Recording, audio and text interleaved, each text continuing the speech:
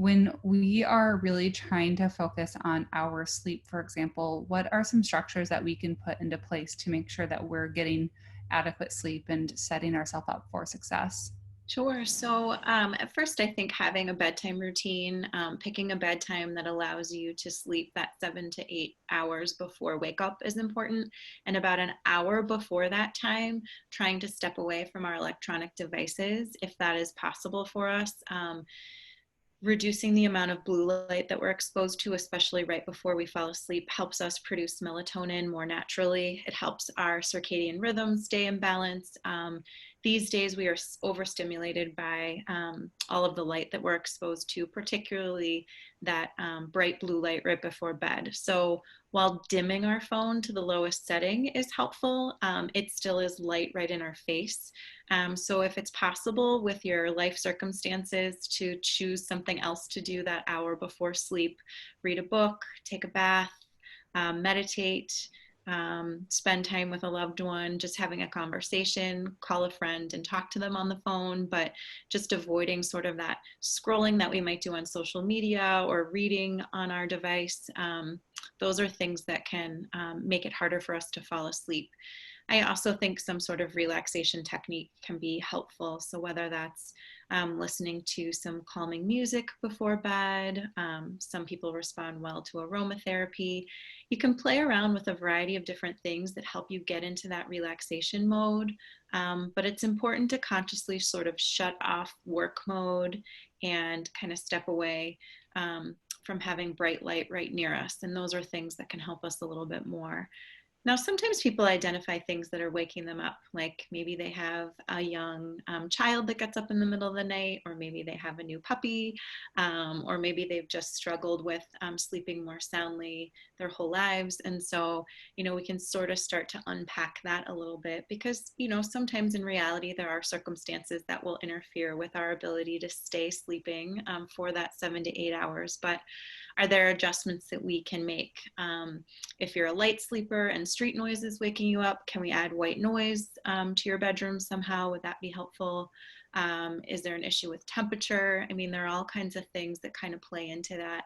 There's also some natural supplements that people have a lot of success with, things like magnesium, which are non-habit forming, and provided that your doctor wouldn't recommend magnesium for some reason. That's something that's natural that generally helps people. What it does in the body is it just sort of helps muscles to relax. It doesn't really trigger sleep like taking melatonin would. Chamomile tea, things like that can help to calm people and allow them to sleep more deeply for a longer period of time. So we would talk through all of those aspects of what people's sleep habits and sleep hygiene looks like. That's really helpful. What I liked too about that is it's setting yourself up to consciously take care of yourself and make yourself a priority when we so often struggle to make ourselves a priority at nighttime, especially when we're battling dinner and homework, bedtime routines, last minute issues with kids and teenagers, and setting ourselves up as a priority and consciously putting ourselves almost number one is, I think, the best way to go. But how do we encourage people to put themselves first at night time when they're in a family of 4 or 5? What are some ideas to make them feel a little bit more confident or comfortable that that's going to be okay and that their family will probably even benefit from it? Sure. Well, I think first and foremost, it's helping people understand how something like sleep impacts your mood and your nutrition and all of those other things. So it's developing buy-in so that you know that that's an essential piece.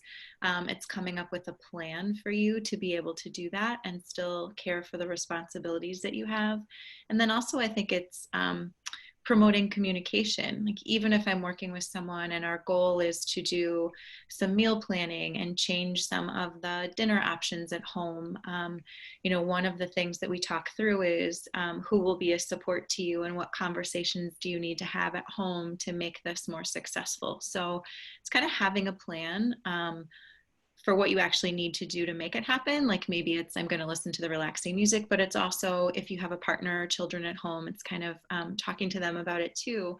I'm going to make sleep a priority because I haven't been sleeping enough and I think it's affecting my health, and I'll be more available to you. And I think I'll be in a better mood and have more energy to do fun things if I'm better rested. So I think those are the types of conversations I encourage people to have at home.